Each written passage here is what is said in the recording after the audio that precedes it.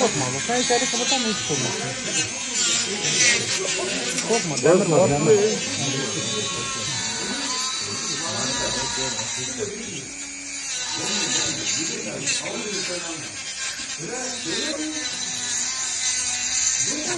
Bir şey söyleyeyim mi? Şimdi Açsa ya.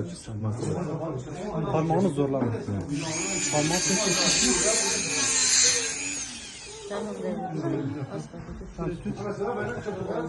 Buna bir deneyim bakalım, açmıyorsa öbür tarafını kesilmiş. Tetanüzü var mı? Tamam sakin. Çıkar parmağı. Çıkar parmağı. Yavaş et, acele etme. Geçmiş olsun. Bakın dedim. Tamam mı? Bir şey olmamış.